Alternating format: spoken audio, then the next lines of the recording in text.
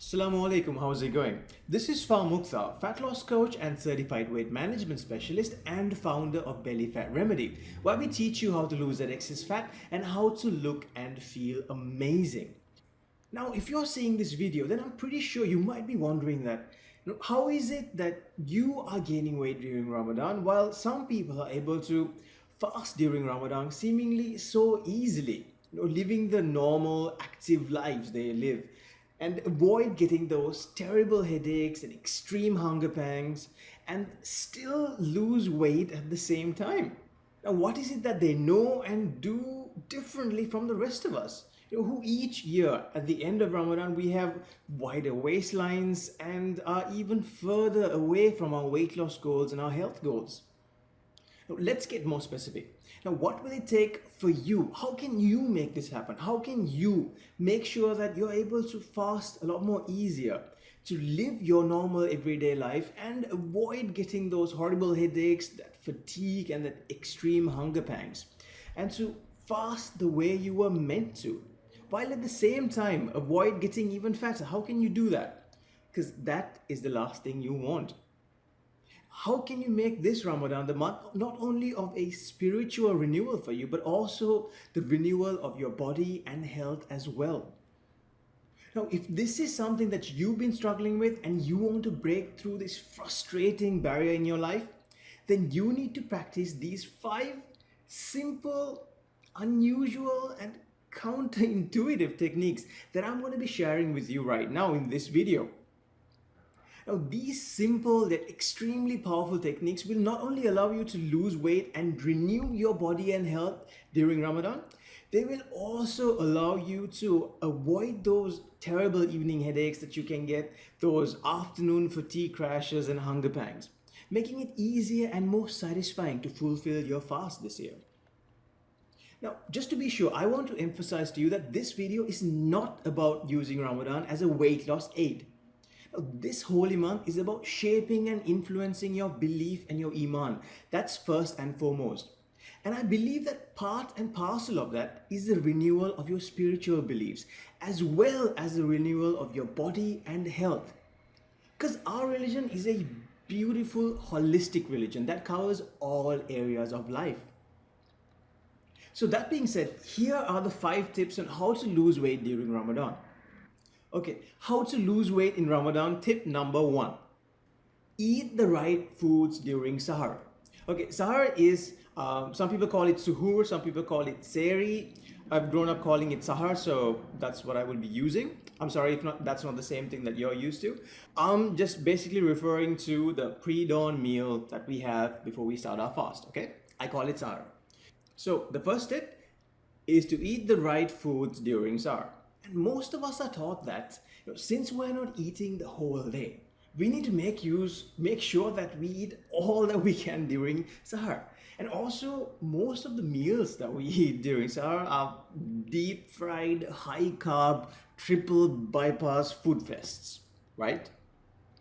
Not only is this counter to what the religion teaches us, the thing is, by eating these kind of foods, we're shooting ourselves in the foot. Because 1, these foods, which are high in refined, highly processed carbs and fats, they cause a fundamental hormonal change in our body. This change puts our body into a fat storage mode. Now, what happens is, most of the food that we eat is stored as fat when we are in a fat storage mode.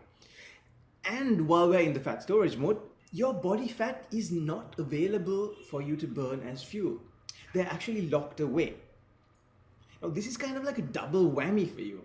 So even though you eat a lot during Sahar, and most of that is still in your body, unused and stored as fat, a few hours into your fast, you're hungry again because your body isn't using that food you ate. It's just storing it away. And number 2, these foods are very high in calories, but they're very low in nutrients. So even if it was available for you to use, which it isn't, very soon you're going to start getting sluggish and tired and start getting these horrible headaches that you get before it's time for you to break fast. You need to eat more nutritious, wholesome foods that are high in fiber to make sure that you give your body the right kind of fuel and nutrients.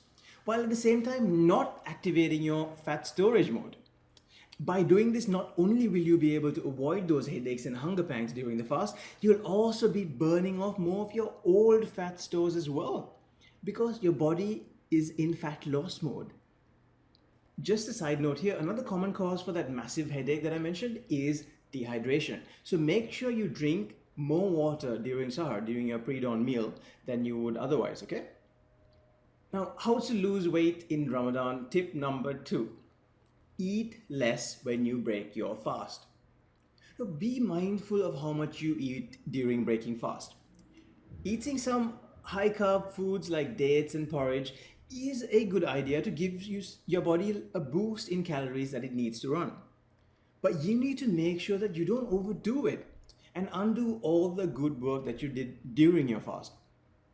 Now, a fun factoid about Prophet Muhammad, peace be upon him, is that he is quoted in Al-Tirmidhi as saying, "Enough for a son of Adam are some morsels which will keep his back straight.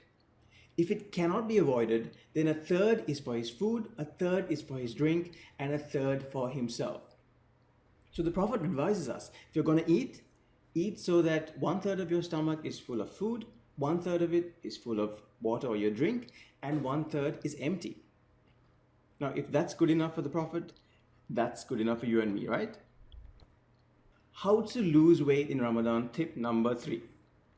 Have a small dinner about 30 minutes to an hour before bed. Now, what this does is it helps you to maintain a more regular blood sugar level and make sure you're not too hungry when you wake up for sahar and overeat at that time. So it's more of a preventative thing. Next, how to lose weight in Ramadan, tip number 4.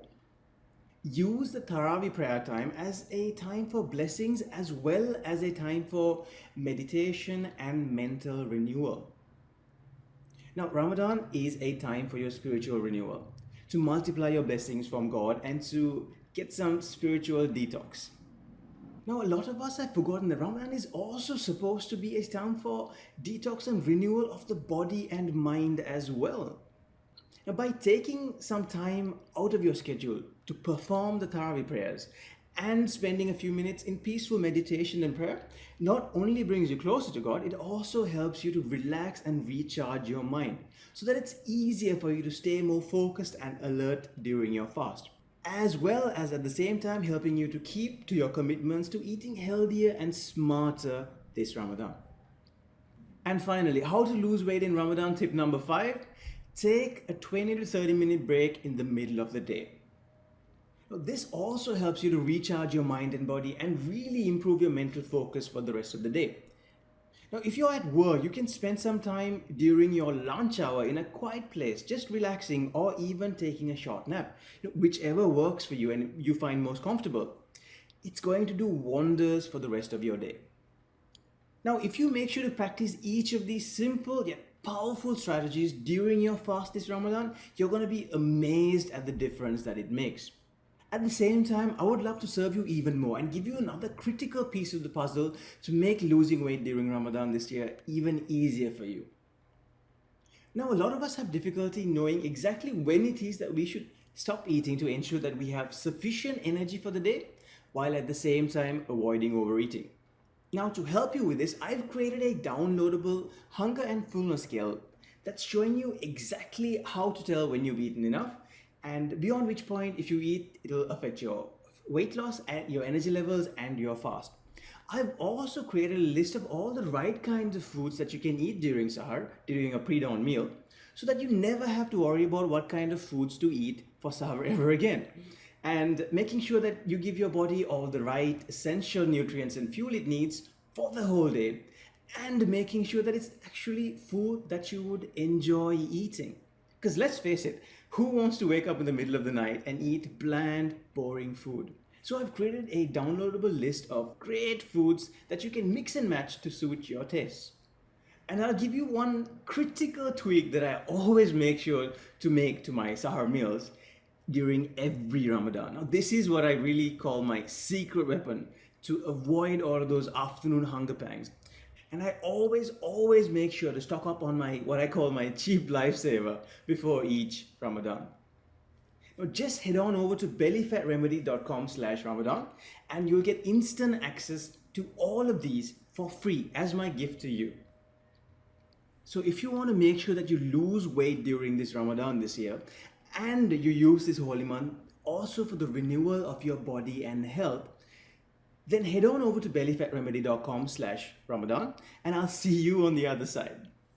Until then, always remember to live fully, take charge of your life and make today your day.